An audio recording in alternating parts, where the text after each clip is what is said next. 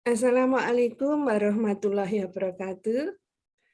Waalaikumsalam. Waalaikumsalam warahmatullahi wabarakatuh. Waalaikumsalam. Iya, Ibu senang sekali Ananda sudah hadir semuanya di kuliah akuntansi pengantar ini ya. Kalau di jurusan akuntansi memang disebut akuntansi pengantar 1. Tetapi kalau di jurusan manajemen disebut dengan dasar akuntansi. Kemudian bedanya apa? Bedanya kalau akuntansi pengantar itu 3 SKS, kalau dasar akuntansi itu 2 SKS. Nah, itulah dasar akuntansi. Nah, dasar akuntansi itu sebenarnya apa toh?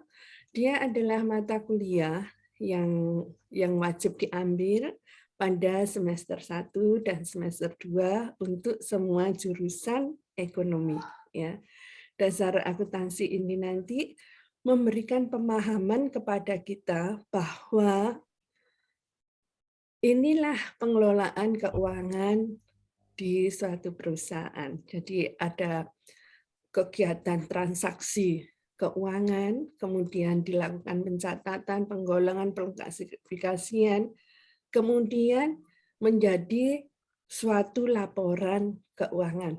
Ya, nah laporan keuangan itu seperti apa? Nah, itu yang harus kita ketahui terkait dengan laporan keuangan. Ya. Nah, Ananda semuanya, Ibu ingin tahu yang sudah pernah membuka laporan keuangan siapa? Silakan, Ibu ingin tahu gitu.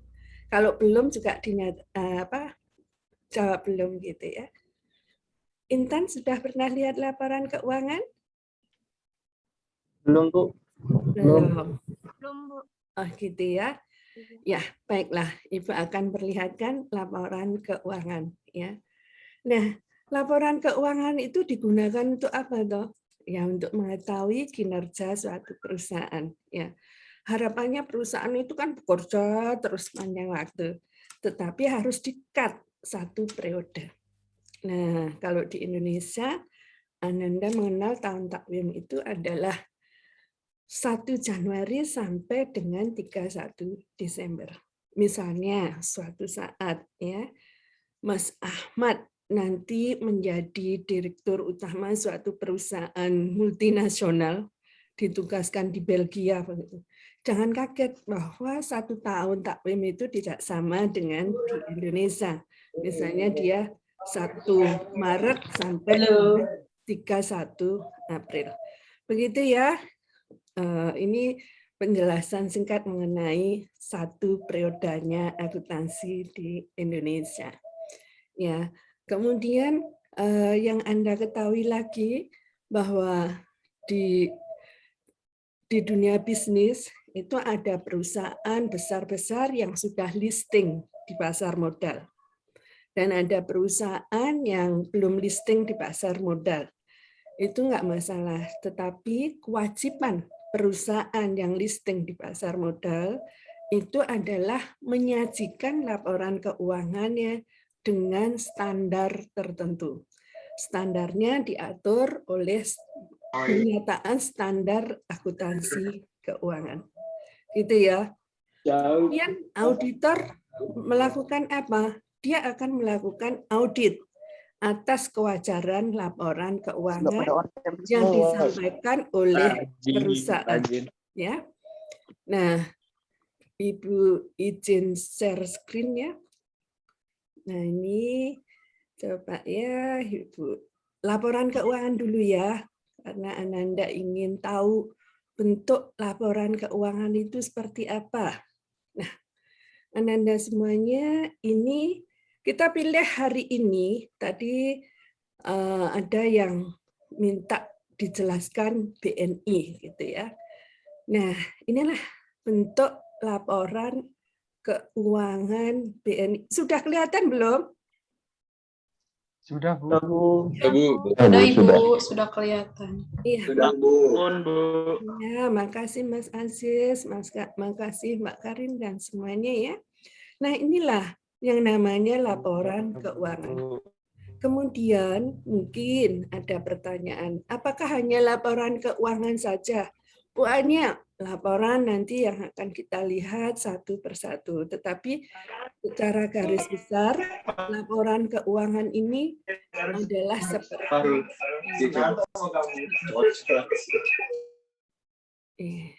coba di mute dulu semuanya ya. Terima kasih. Nah, ini adalah bentuk laporan keuangan konsolidasi yang berakhir 31 Desember. Ya, kebetulan ini laporan terbaru 31 Desember 2020. Ya, ini diterbitkan sekitar bulan Maret, ya, Maret, April itu sudah harus diterbitkan. Nah, bentuknya seperti ini.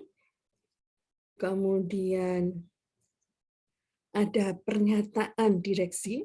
Nah, pernyataan direksi ini adalah bahwa laporan keuangan ini disajikan oleh direksi. Ini adalah nama direktur utamanya, kemudian direktur keuangan. Nah, di suatu perusahaan, direktur keuangan itu adalah tangan kanannya direktur utama.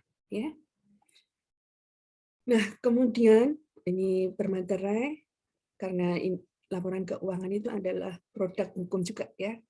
Kemudian IW ini adalah kantor akuntan pabriknya, membacanya IW ya. Dia sudah melakukan audit ya, audit atas laporan keuangan yang disajikan. Nah, tujuannya adalah memberikan opini. Apakah opininya ini wajar tanpa pengecualian atau apapun. Di sini juga disebutkan bahwa tanggung jawab auditor adalah untuk melaksanakan prosedur memperoleh bukti audit. Ya. Kemudian opini, nah inilah yang dicari. Ya, setiap kita melihat laporan keuangan yang dicari ini. Nah, menurut opini kami, laporan keuangan konsolidasian terlampir menyajikan secara wajar dalam semua hal yang material. Ya, menyajikan secara wajar dalam semua hal yang material. Material di masing-masing perusahaan berbeda-beda ya. Biasanya secara audit material itu adalah 3% dari aset. Ya. Posisi keuangan konsolidasian PT Bank BNI Indonesia, Bank Negara Indonesia, dan entitas anaknya pada tanggal 31 Desember, serta kinerja keuangan dan arus kas konsolidasian untuk tahun yang berakhir pada tanggal tersebut. Nah, kemudian barulah laporan keuangannya. Coba kita lihat laporan keuangannya. Nah, ini laporan keuangannya, Nak. Ini akuntan pabriknya, terus ini registernya dari negara ya. Kemudian, Januari udah terbit ya, hebat ya. Januari 22, 2021 udah terbit, hebat sekali. BNI, gitu ya. Nah, inilah yang akan kita pelajari. Mengapa ada aset, ada kas dan sebagainya, ini yang akan kita pelajari ya. Nah, bentuk laporan keuangannya seperti ini. Aset sama dengan hutang ditambah ekuitas. Nah, asetnya itu apa aja nih? Ada kas, ada giro dan bank, kemudian efek, kemudian surat berharga dan sebagainya. Yang perlu Anda ketahui semuanya bahwa aset ini adalah sama dengan kekayaan perusahaan. Kekayaan perusahaan terdiri dari uang, terdiri dari bangunan, dan sebagainya. Persis seperti manusia sebenarnya. Bahwa kekayaan kita misalnya ada lemari, ada buku, ada kamar, ada sepeda motor, kemudian ada rumah. Nah, kemudian itu diperoleh dari mana? Apakah pakai utang? Kalau nggak pakai ya berarti nol utangnya. Tapi kalau pakai utang ya utang berapa? Kemudian modal kita sendiri berapa? Nah, ini ya Nak, ini aset. Nah, asetnya banyak sekali gitu. Nah ini total asetnya. Ini total asetnya berapa, Nak? Ini tahun 2020, ini 2019 ya. Ini pandemi, ini enggak pandemi, tidak berubah banyak, bahkan mengalami kenaikan pada saat pandemi. 891 triliun 337 miliar 425 juta. Kekayaannya sedemikian banyak. Kemudian hutangnya berapa? Nah, ini hutangnya terdiri dari beberapa macam di sini hutangnya. Total liabilitasnya adalah 746 triliun 235 miliar 663 juta. Berarti ekuitasnya nanti sekitar 100 atau berapa ya? Bentar, ekuitasnya berapa, Nak? Nah, ini ekuitas. Ekuitas itu sama dengan modal ya. Nah, ekuitasnya adalah 112 triliun 872 miliar 199 juta. Jadi total utang, liabilitas itu utang, dana sirkah temporer dan ekuitasnya 891 triliun 337 miliar 425 juta. Nah, ini yang nanti Anda pahami selama 1 semester itu. Kita akan berlatih memahami transaksi perusahaan yang ada, kemudian membuat neraca atau posisi keuangan tadi, kemudian rugi laba selama 1 semester, 1 tahun, 1 semester ya, maaf. Jadi ini pendapatan BNI pada tahun 2020. Pendapatannya adalah 56 triliun. Ya. Kemudian biaya-biaya yang ada gitu kan, biayanya apa aja gitu kan. Nah, biayanya di sini beban operasional. Kemudian yang ini tadi pendapatannya masih pendapatan beban klaim. Kemudian pendapatan operasional lainnya, total pendapatan operasional, pembentukan cadangan kerugian penurunan nilai besar ya pembentukannya itu, kemudian laba operasionalnya 5 triliun 231 miliar 444 juta, turun dari tahun 2019 19 triliun ya. Ya, masa pandemi. Kemudian terakhir kita tahu berapa totalnya. Nah, ini laba tahun berjalan diatribusikan sebesar sekian. Nah, ini adalah laba bersihnya pada tahun 2020. Ini 2019 ya, mengalami penurunan. Nah, nanti kalau Anda bermain peran sebagai dirut BNI, maka harus segera mencari teroplosan. Ya. Nah, kemudian selain itu nanti juga membuat arus kas. Nah, arus kas dan sebagainya. Nah, nanti kita lanjutkan lagi pertemuan minggu depan terkait dengan laporan keuangan. Nah, hari ini kita membahas sampai dengan laba bersihnya. Nah, ini ada chat. Nah, kemudian Ananda semuanya mungkin ada pertanyaan dari penyajian laporan keuangan tadi. Silahkan ditanyakan. Ya. Ibu, saya izin bertanya. Terima kasih Karen, bagus sekali. Ibu senang. Saya pengen tahu Bu, laporan keuangan sama yang tahunan itu sama Bu, bentuknya kayak begitu? Iya Karen. Laporan tahunan ya. Tadi itu 1 periode. Kalau ada kalimat per 31 Desember, berarti itu dari 1 Januari sampai dengan 31 Desember. Pertanyaannya bagus sekali, Karin, hebat ya. Nanti Ibu jelaskan laporan keuangan interim dan sebagainya, yang triwulanan ya. Jadi kan ada laporan triwulanan gitu untuk Maret, kinerja Maret, kemudian kinerja Juni, September, dan Desember keseluruhan. Gitu ya Karen ya. Terima kasih Karen, Ibu sangat senang banget dengan pertanyaannya. Ya. Silahkan yang lainnya. Ibu. Silahkan. Ibu izin bertanya, Bu. Iya. Jadi,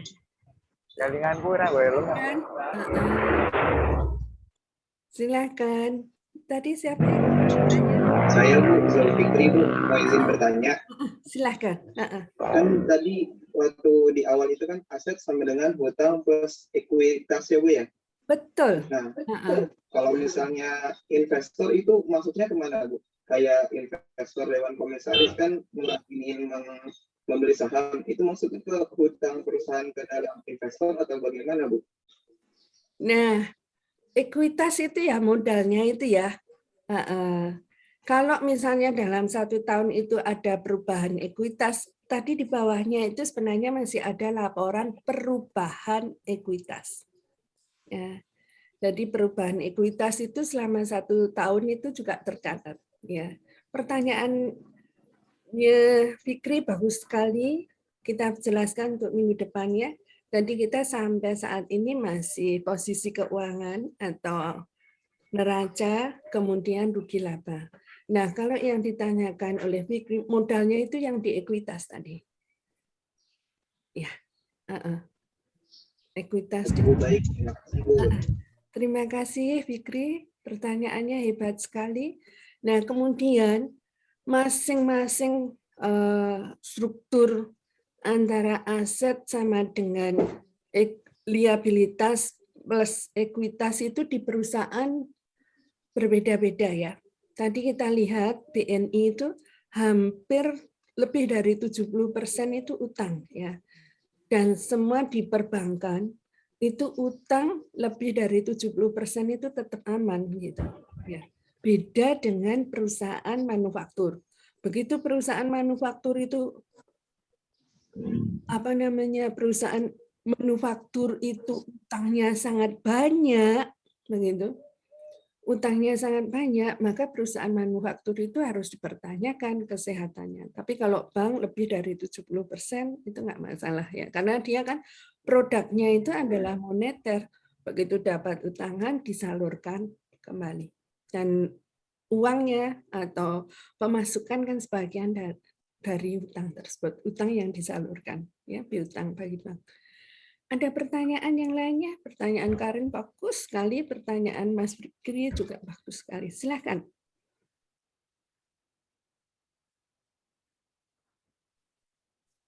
Masih ada yang mau bertanya? Ibu tunggu. Ini Wildan, orangnya nggak kelihatan ya, dan sering suaranya terdengar. Ibu mute. Ya. Nah, Ibu izin share. maaf Bu, Iya, kenapa? kameranya error sih. Oh gitu, ya nggak apa-apa gitu ya. Ya Besok Bu, makasih. ya. Nah, Ibu share screen ya terkait dengan pertanyaan Mbak Karin terkait laporan keuangan. Apakah ada laporan yang lainnya gitu ya? Kemudian pertanyaan Mas Fikri tadi mengenai ekuitas dan sebagainya nanti kita lihat.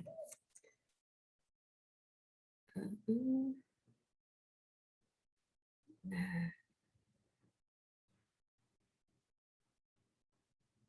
Sudah kelihatan belum ya? Nah, ini Ibu masuk ke websitenya BNI ya. Websitenya BNI seperti ini. Ada beranda. Bentar. ada beranda, ada persona, ada bisnis, masing-masing menunya isinya seperti ini, bisnis, ya. Ada perbankan bisnis, internasional, treasury, Expora, kemudian ini perusahaan terkait dengan BNI, ada penghargaannya, budaya perusahaan yang dibentuk seperti apa. Nah, kalau anak manajemen suka seperti ini ya, misi, visi, kemudian budaya perusahaan. Ini komisarisnya siapa gitu ya. Kita lihat sebentar, komisarisnya ini Pak Agus Darmawan Wintarto Martowardoyo. Nah, beliau ini dulu adalah Dirut Bank Mandiri. Ya, hebat sekali. Mudah-mudahan Mas Fikri besok juga menjadi salah satu pejabat di BNI ya. Amin. Dan semua teman-temannya. Nah, Amin. ya amin. Nah, ini ya. Peran komisaris apa gitu di bank? Dia mengawasi jalannya perusahaan. Ya, keputusan yang diambil oleh direksi itu udah benar belum gitu. Apakah keputusannya mengandung banyak risiko, maka komisaris bisa ini ditunda dulu atau dilanjutkan dan sebagainya. Kita lihat dirutnya. Nah, ini Pak Royke Tumilar. Ya, ini beliau dulu juga dari Mandiri. Kemudian Ibu Sulistiawati, ya. Kemudian Ibu Novita Widya Anggraini, aduh masih muda, 76 dari UII, Universitas Islam Indonesia, dari ini ya sudah menjadi direktur keuangan dari universitas tetangga kita ya. Mudah-mudahan besok Mbak Karin juga bisa menggantikan posisi-posisi beliau-beliau yang ada di sini. Amin ya. Kemudian ini adalah produknya ya. Ini struktur organisasinya, nanti ada direktorat-direktoratnya dan sebagainya. Nah, ini struktur organisasinya. Nah, kalau anak manajemen tentu sangat bermanfaat di dalam mempelajari suatu perusahaan. Kemudian tata kelolanya seperti apa gitu kan. Nah, ini panduan tata kelolanya, kebijakan mekanisme sistem pelaporan pelanggaran, kebijakan anti korupsi dan sebagainya. CSR BNI seperti apa gitu kan pertanyaannya. Nah, untuk CSR karena BNI ini produknya tersebar di seluruh Nusantara, maka semuanya bisa memanfaatkan CSR yang ada. Itu cantik-cantik ya. Ini BNI mengajak 4 desainer Indonesia. Gitu ya. Nah, kalau yang terkait dengan akuntansi atau mata kuliah kita apa ini nak? Kinerja keuangan, laporannya, gitu. Nah, ini yang ditanyakan Mbak Karin tadi. Kalau laporan tahunan, nah, ini adalah menyajikan laporan keseluruhan direktorat di perusahaan tersebut. Jadi tadi yang di struktur organisasi itu tercantum semuanya di laporan tahunan. Ya. Kalau laporan keuangan itu ya tadi tentang terkait dengan kinerja keuangannya, itu ya. Kemudian Bu, bagaimana ini laporan triwulan? Kalau tadi adalah laporan keuangan auditan. Nah, ini yang kita bahas ya tadi. Nah, kemudian laporan triwulan. Nah, ini triwulan 1 kinerja Januari, Februari, Maret seperti apa dia sudah menyajikan. Nah, ini perusahaan yang sangat bagus tata kelolanya karena bulan Maret, Juni sudah dilaporkan. Nah, 2021. Nah, ada pertanyaan sampai di sini terkait dengan penyajian laporan di perusahaan. Silakan. Silahkan kalau ada pertanyaan, silahkan. Bu, mau tanya. Iya Mas Rian, Ibu senang. Semisal kita mau investasi atau membeli saham di sektor banking ya terutama, dengan hutang yang tadi Ibu bilang dengan 70% hutang katanya masih aman, apakah betul? Iya, betul. Betul, Nak.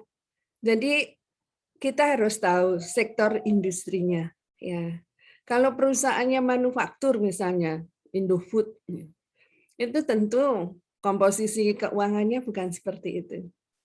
Nanti kita bedakan ya di lain hari, lain pertemuan gitu ya. Tapi kalau memang perusahaan bank itu struktur modalnya seperti itu.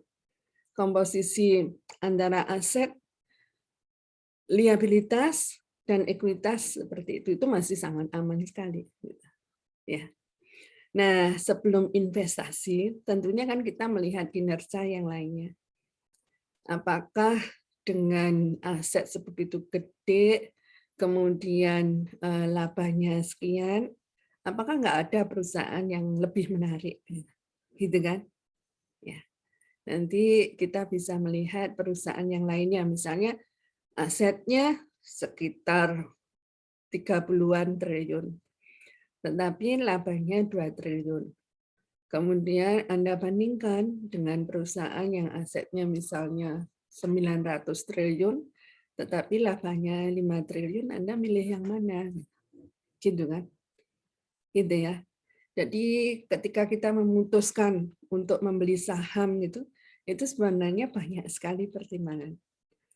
Nah, Ibu selain melihat fundamental suatu perusahaan, Ibu juga memperhatikan yang lainnya, gitu. Memperhatikan yang lainnya, dan kita tidak hanya satu perusahaan yang harus dilihat, gitu kan? Ya. Mau Ibu beri tahu mengenai aplikasi finance yang sangat memudahkan untuk melihat, membandingkan kinerja antar perusahaan. Mau nggak? Mau, Bu. Iya. Mau Ya. Ibu. Iya. Sudah pernah melihat Yahoo Finance? Belum. Ini adalah aplikasi yang sangat mudah digunakan dan ini memiliki nilai prediksi yang bisa Anda gunakan ya. Anda bisa tahu trennya saham dan sebagainya. Ya. Izin share screen ya, Nak. Bentar. Tadi di sini ya. Bentar. Nah, ini bentar. Udah kelihatan ya? Ini adalah bentar.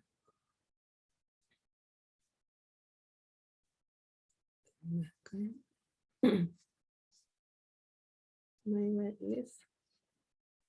Bentar ya, Nak.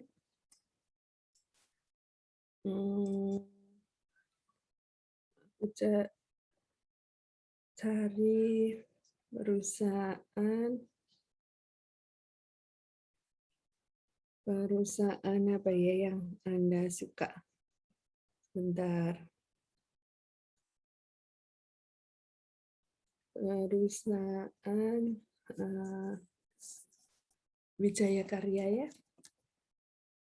Wijaya Karya. Nah, kalau JK belakangnya itu ya, itu adalah kode dia di Indonesia. Nah, ini Wijaya Karya, ini yang membangun konstruksi beton itu ya. Nah, dia ini harga sahamnya. Coba Anda perhatikan semuanya, Nak. Harga saham untuk Wijaya Karya ini naik turun, kemudian mulai turun. Nah, mulai turun.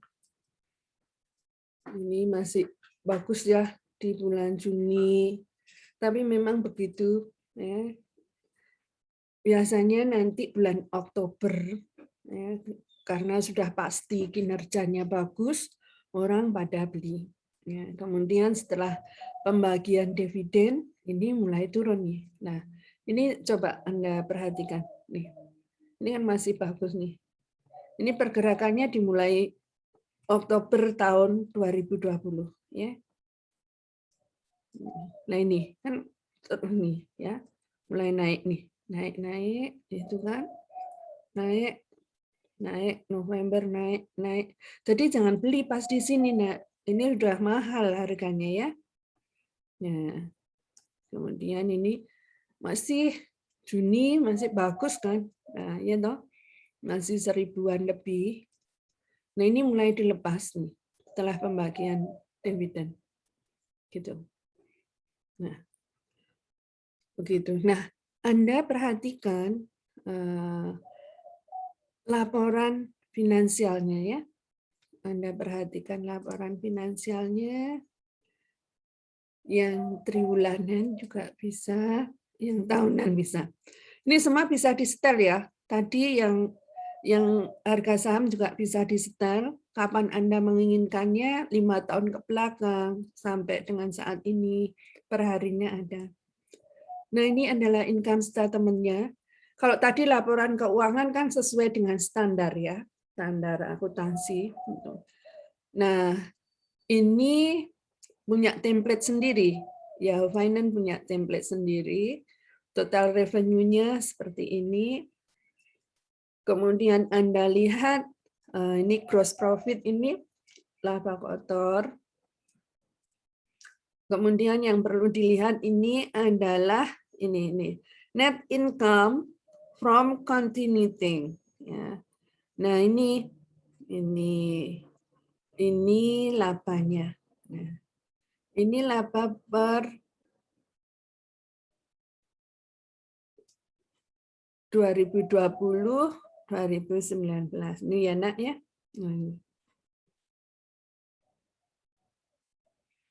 Nah, kemudian ini bisa di-setel annual, ini tahunan, bisa di-setel quarterly.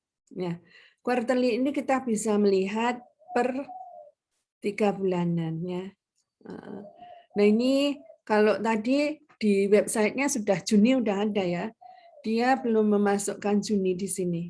Nah, bulan kinerja bulan Juni ini seperti ini.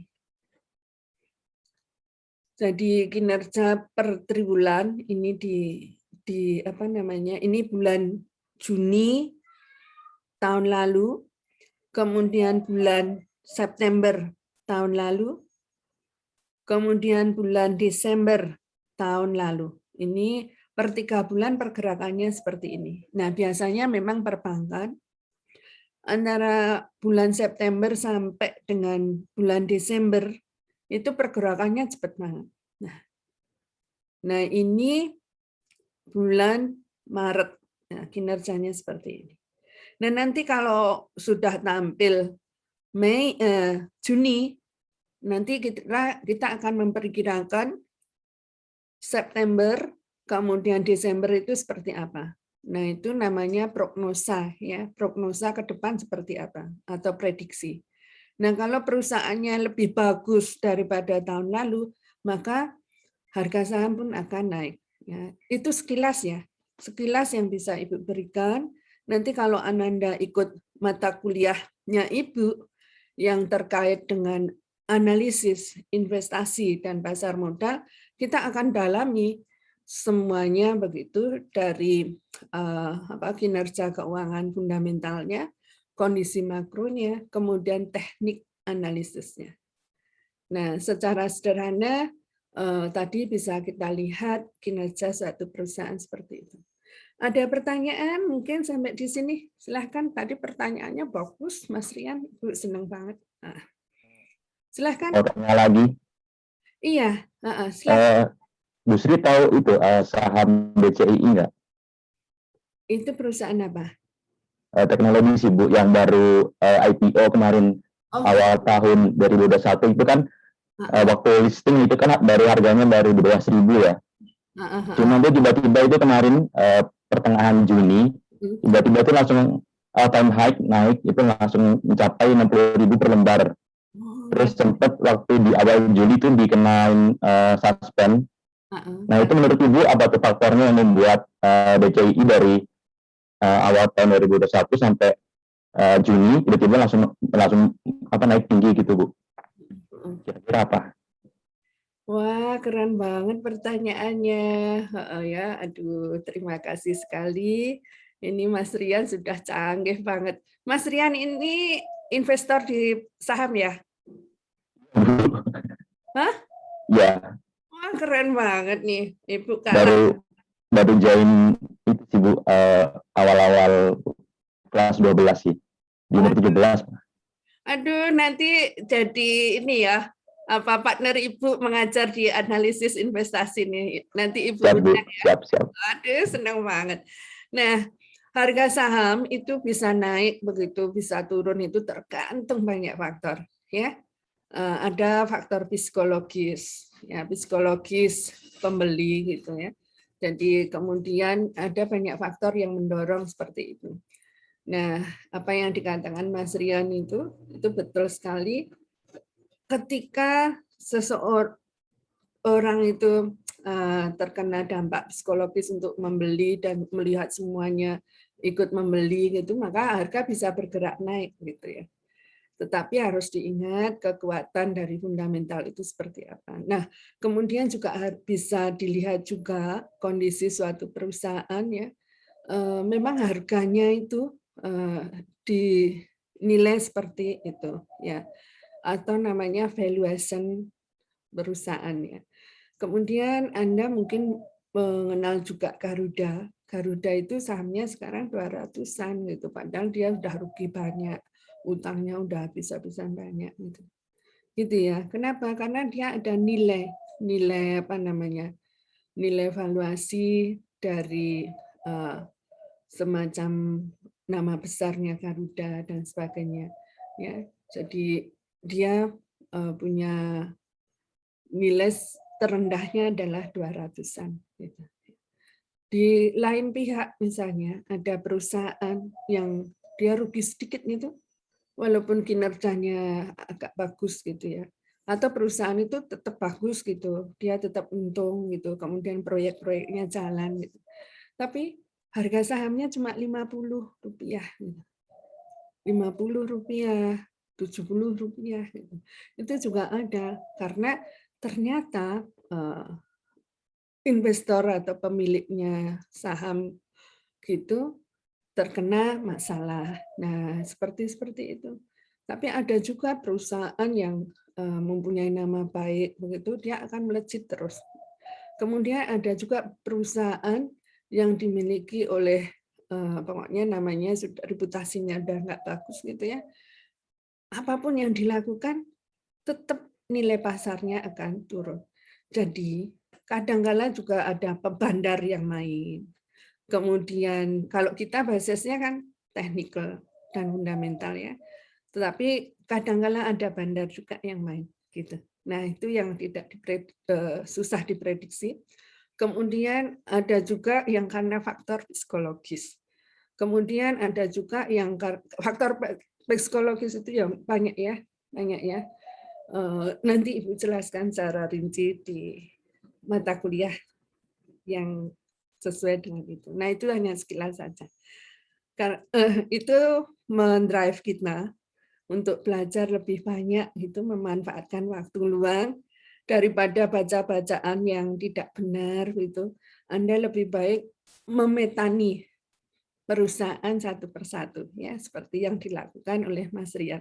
Mas Rian hebat banget ya. Dia Mas Rian ini mesti tekun sekali melihat satu persatu perusahaan. Wah, keren banget Mas Rian. Ibu salut dan hormat pada Mas Rian ya. Siap, Bu, siap. Ada yang lainnya silakan. Kalau tidak ada, kita masuk ke materi ya. Mungkin 15 menit aja ya. Nah, Ibu senang sekali dengan apa yang sudah ditanyakan oleh Mas Rian, kemudian ditanyakan oleh Mas Fikri, ditanyakan oleh Mbak Karin ya. Tolong nanti yang lainnya juga aktif ya. Terima kasih sebelumnya.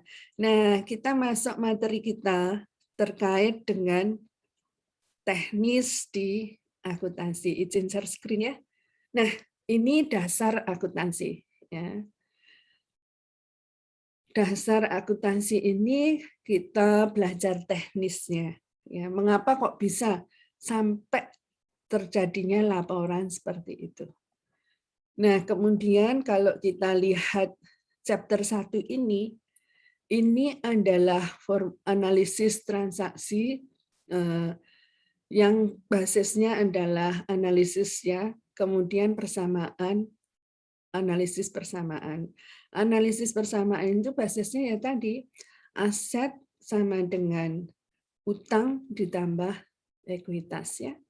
Kemudian learning objektifnya ini menjelaskan apakah akuntansi itu. Nah, akuntansi itu adalah salah satu bagian dari sistem perusahaan yang akan menjaga kekayaan perusahaan dan menyajikan laporan keuangan. Ya. Kemudian mengidentifikasi pengguna dari akuntansi. Nah, penggunanya salah satu siapa nih? Salah satunya seperti Mas Rian tadi. Dia adalah investor saham. Ya. Anak muda hebat, masih kecil sudah luar biasa ya. Kemudian memahami bagaimana etik dari konsep bisnis fundamental. Kemudian menjelaskan standar akuntansi. Nah, kita tadi sudah melihat bagaimana laporan keuangan itu disajikan ya berdasarkan laporan standar akuntansi. Nah, kemudian ini adalah menjelaskan bagaimana akuntansi itu. Nah, akuntansi itu ada transaksi, kemudian pencatatan, kemudian komunikasi, kemudian menganalisis untuk penggunanya. Nah, itulah yang bisa Ibu jelaskan, nanti disambung ya di pertemuan selanjutnya terkait dengan transaksi yang ada. Saya kira cukup sekian mata kuliah kita. Ini sudah 1 jam lebih, Anda di depan laptop. Saya sudah mengajak Anda semua on cam gitu ya. Mas Dimas, Rayhan mana nih? Mas Asmi juga. Nah, Ibu minta maaf jika masih banyak kekurangan. Kemudian mari kita belajar bersama. Kemudian Ibu memberikan apresiasi yang tinggi kepada Ananda semuanya. Terima kasih Mas Rian, terima kasih Mbak Karin, terima kasih Mas Fikri, dan terima kasih semuanya. Selamat siang. Assalamualaikum warahmatullahi wabarakatuh. Di foto ya. Waalaikumsalam Ibu. Mohon minta tolong di foto ya. Iya Bu, ayo. On cam dulu. Sudah di foto? Kalau sudah, Ibu izin live ya. Ibu harus rapat nih. Matur nuwun, sampai ketemu besok ya. Materi. Ya, Bu. Oke, Terima makasih Bu. Makasih Bu. Materinya yang bawah, Makasih, Bu. materi yang bawah kita belum singgung ya. Ya Bu. Makasih. Oke Bu, makasih Bu. Makasih Bu. Izin lip Bu.